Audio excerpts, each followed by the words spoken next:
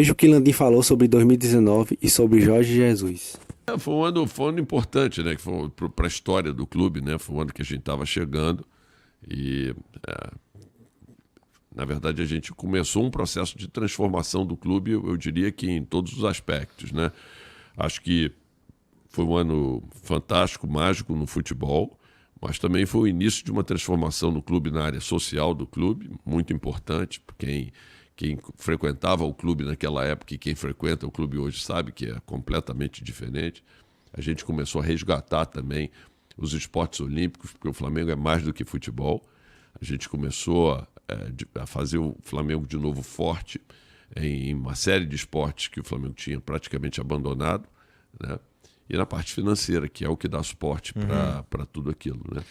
E contratar Jorge Jesus, meu irmão. Aí o que acontece quando quando contrata-se Jorge Jesus? O cara faz aquele ano incrível e vira um fantasma depois, meu irmão. Toda hora. Bom, já teve agora? Já estão pedindo Jorge Jesus de novo? Não. Acho que é.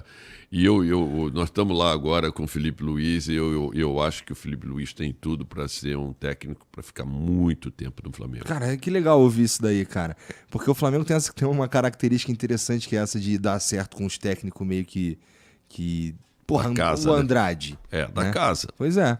É. Então Cláudio Coutinho, Pois quando sai aí a gente bota um jogador para poder ficar no lugar dele, aí depois você bota o Carlinhos, historicamente tinha isso, né? Quando saiu o Coutinho tem o Carpegiani, né? Aí você tem a história do Carlinhos, violino, né? E tal.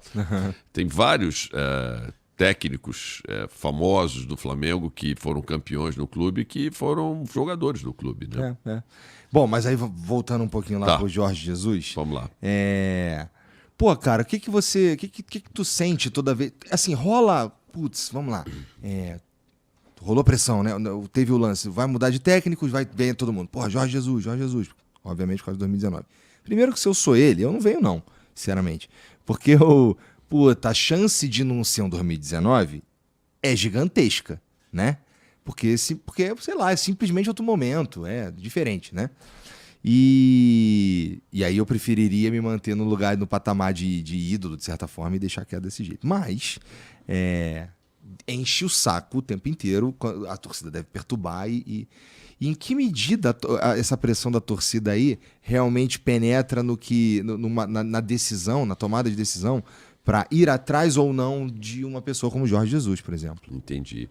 Assim, cara, quando a gente montou, vamos dizer assim, o nosso plano lá no Flamengo, a gente queria que o Flamengo jogasse, que é essa mesma filosofia de jogo que hoje você vê com o Felipe Luiz, né? Flamengo jogando de forma proativa, tentando pressionar o adversário, colocando o adversário no campo dele.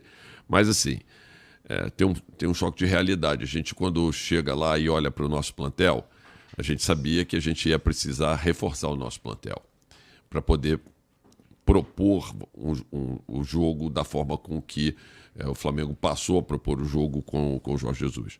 A gente começa com o Abel e a gente começa reforçando mais os jogadores da frente, do meio campo para frente. Se você lembrar, na primeira janela, a gente pega Bruno Henrique, Gabigol, pega Arrascaeta e o Rodrigo Caio, que foi, vamos dizer assim, uma oportunidade que a gente tinha no mercado. Mas, na verdade, o nosso foco era reforçar o ataque.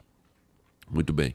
A ideia era sofrer, tentar passar as primeiras fases da Libertadores e, para numa segunda janela, depender de como a gente evoluísse e as perspectivas que a gente tivesse de recursos novos, enquanto a gente pudesse trabalhar o crescimento das receitas do clube, para a gente fazer uma segunda janela mais forte e aí podendo qualificar também a defesa para que a gente pudesse jogar de uma forma mais proativa, pressionando o adversário, porque você precisa ter uma defesa sólida, que é o que o Flamengo está tendo hoje. Você vê, o Flamengo, por exemplo, jogou a Copa do Brasil, a gente teve 10 jogos, tomou 2 gols, né, na Copa do Brasil. Uma final, a final impecável também. Tomamos um gol no primeiro jogo da final contra o Atlético, tomamos um gol do Palmeiras. Fora isso, nós não tomamos gol nenhum, sempre ganhando os nossos jogos, com exceção do empate aqui contra o Corinthians. Então, assim, mas para jogar dessa forma, você precisa qualificar muito a defesa, e a gente foi qualificar já na segunda janela, quando a gente trouxe 2 laterais, trouxe o Rafinha, trouxe o próprio Felipe Luiz, e a gente queria contratar na época o Léo Pereira. A gente não conseguiu contratar o Léo Pereira, foi a exigência lá da época do Atlético Paranaense era muito grande, a gente foi procurar no scout um zagueiro e acabamos encontrando o Pablo Mari, que foi um grande achado para a gente também. E aí a gente pôde começar a jogar da forma propositiva que eu estava falando que a gente queria jogar. Então foi tudo devidamente pensado, planejado, e aí nessa segunda fase aí cabe um técnico como o Jorge Jesus, que gostava de jogar dessa forma. E o nosso scout foi procurar técnicos que jogavam dessa forma. Entendi. Faz todo sentido, né? E aí, tá bom. Mas aí, vocês... E lidar agora com o fato dele se tornar esse um fantasminha? Na verdade, as pessoas ficam guardando na memória, quer dizer, o ano de 2019...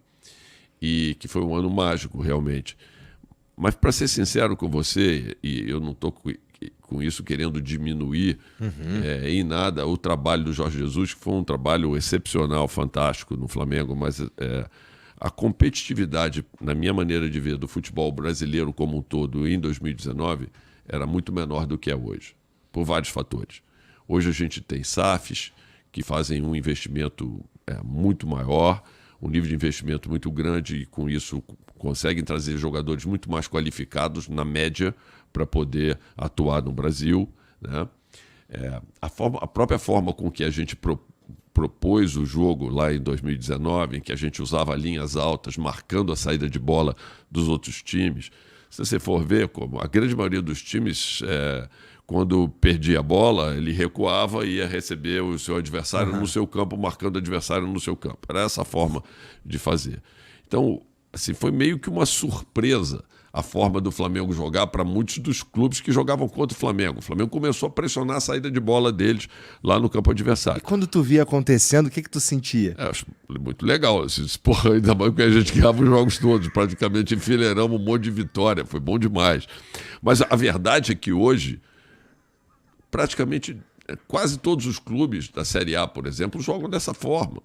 Então, assim, aqui no Brasil, os clubes começaram também a trazer técnicos da escola lá de fora, e não existe mais essa diferença tão grande da forma de jogar em relação àquela forma de jogar que a gente começou a utilizar em 2019. Então, assim, seja pelo nível de investimento, seja nos jogadores, seja pela própria forma com que os clubes resolveram adotar de trazer novos técnicos de fora, do Brasil e tudo isso, eu acho que hoje o nível de competitividade é muito maior. Então, assim, voltando a dizer... acho que foi excepcional o trabalho que o Jorge fez à frente do Flamengo, mas acho que a gente não teria a mesma facilidade que a gente teve para ser campeão como teve no ano de 2019, depois que ele chegou. Faz todo sentido mesmo. Por isso mesmo que eu acho que era melhor não vir, sabe? Eu acho que a torcida deveria, inclusive...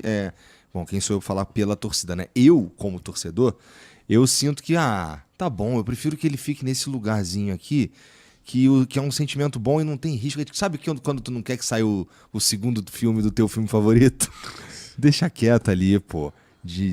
Mas assim, e aí técnico é sempre um tema quente, né, cara? Técnico é sempre um ponto de pressão, é sempre uma... Por exemplo, se a gente for falar do Tite, o Tite, inclusive, ele veio no Flow Esporte Clube, que é um outro programa que a gente tem aqui, e nesse dia eu tava presente. Ele falou, não vou... acabou a seleção, não sei se eu quero treinar um time no Brasil. Isso. Nossa, depois encheram o saco dele quando ele apareceu no Flamengo. Eu, inclusive, fui um dos que enchi muito o saco dele. Encheram o saco dele. Nossa, como é que foi o processo pra... Teve que convencê-lo? Como é que funciona? Teve sim, porque a gente procurou ele antes e ele falou exatamente a mesma coisa que ele falou para você, né?